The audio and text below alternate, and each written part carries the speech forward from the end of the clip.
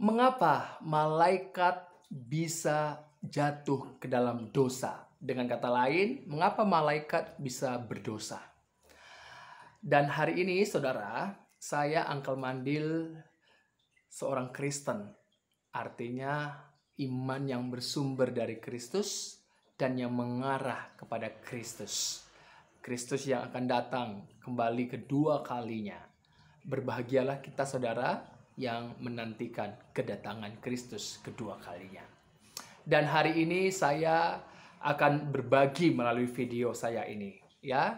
Biarlah siapapun yang menyaksikan video ini kiranya saudara mendapatkan pemahaman dan juga saudara bisa terberkati oleh firman Tuhan. Buka hatimu, biar firman itu mendapat tempat dalam rohmu, dalam hatimu. Dan seperti yang dikatakan, mengapa malaikat bisa jatuh ke dalam dosa? Atau dengan kata lain, mengapa malaikat bisa berdosa? Ya, seringkali ini kita dengar ataupun ada orang-orang yang bertanya kepada saudara. Ini juga yang ditanyakan kepada saya. Ya, mengapa kok malaikat bisa jatuh ke dalam dosa? Atau dengan kata lain, mengapa malaikat bisa berdosa? Nah, saudara, saya mau katakan bahwa malaikat itu adalah ciptaan. Sama seperti manusia adalah ciptaan. Tumbuh-tumbuhan, hewan, binatang, ciptaan. Ya, baik yang ada di langit maupun yang ada di bumi itu ciptaan. Ya. Sebagai ciptaan, ya malaikat sebagai ciptaan, manusia sebagai ciptaan, itu ketika diciptakan itu memiliki kehendak bebas atau memiliki pilihan. Sama seperti manusia ketika dibentuk dari debu tanah dalam Kejadian 2 ayat yang ke-7, ya, manusia itu belum menjadi makhluk yang hidup. Kapan menjadi jiwa atau makhluk yang hidup? Ketika Tuhan Allah mengembuskan napas hidup ke dalam hidungnya. Barulah manusia itu menjadi makhluk yang hidup. Dan kalau kita perhatikan, ketika manusia itu menjadi jiwa yang hidup, makhluk yang hidup, maka di situ ada jiwanya, pikirannya, perasaannya, ada kehendaknya. Kalau kita perhatikan dalam Kejadian 2 ayat yang ke-15, 16, 17 sampai dengan Kejadian pasal 3 ayat yang ke-6, di situ bahwa pikiran manusia itu, perasaannya dan kehendaknya juga itu dilihatkan, diperlihatkan di situ. Dan kalau kita perhatikan dalam Kejadian pasal 3 ayat yang ke-6, bahwa manusia itu membuat satu pilihan atau menggunakan kehendak bebasnya, yaitu apa? Memakan buah yang dilarang oleh Tuhan Allah itu. Buah apa itu? Pohon pengetahuan yang baik dan yang jahat. Jadi ketika manusia itu mengambil buah itu, maka itulah manusia itu menggunakan kehendak bebasnya, pilihannya. Begitu juga dengan malaikat, saudara. Malaikat ketika diciptakan itu mempunyai kehendak bebas. Ya, sama seperti manusia. Hanya bedanya malaikat tidak dilahirkan, malaikat tidak kawin mengawinkan. Ya, karena mereka adalah makhluk roh. Nah, mereka adalah roh. Begitu juga dengan manusia. Manusia itu dilahirkan. Ya, manusia itu dilahirkan. Itu sebabnya manusia itu kalau kita lihat ya bisa mati. Karena apa? Karena manusia itu dilahirkan dan manusia itu menggunakan kehendak bebasnya untuk mengambil sesuatu yang Tuhan larang gitu. Begitu juga dengan malaikat. Malaikat ya, ketika malaikat itu diciptakan dia mempunyai kehendak bebas. Ya, coba kita buka di dalam Mazmur pasal 103 ayat yang ke-19 sampai yang ke-22. Saya akan bacakan ya. Mazmur 103 ayat yang ke-19 sampai yang ke-22. Tuhan sudah menegakkan tahtanya di sorga dan kerajaannya berkuasa atas segala sesuatu. Pujilah Tuhan, hai malaikat-malaikatnya, hai pahlawan-pahlawan perkasa yang melaksanakan firman-Nya dengan mendengarkan suara firman-Nya. Nah, di sini dikatakan yang melaksanakan firman-Nya dengan mendengarkan suara firman-Nya. Jadi ketika malaikat itu diciptakan, seharusnya malaikat itu melakukan firman-Nya, melaksanakan Ya, melaksanakan apa?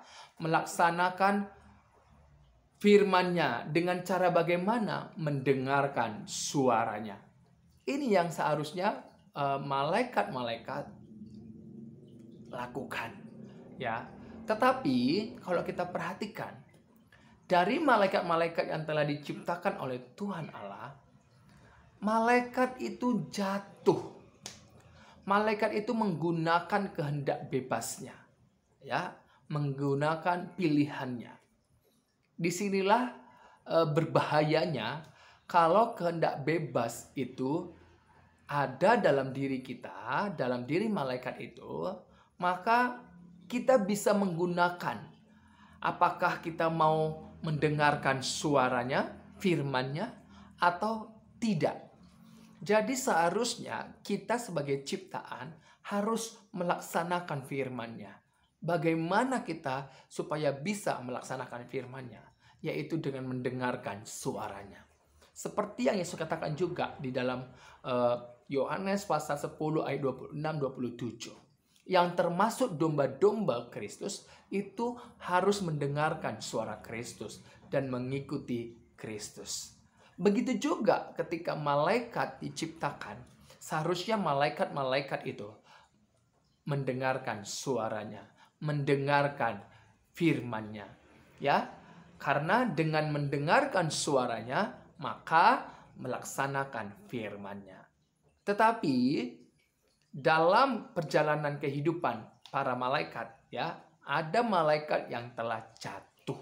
Artinya menggunakan kehendak bebasnya, tidak taat terhadap firman-Nya, tidak taat, tidak mendengarkan suaranya.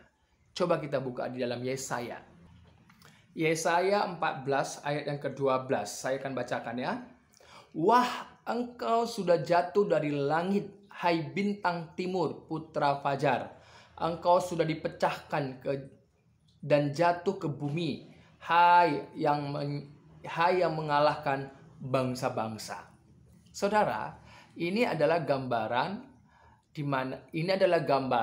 ya, malaikat yang telah memberontak tadi adalah gambaran sebagai yang digambarkan sebagai Raja Babel yang jatuh.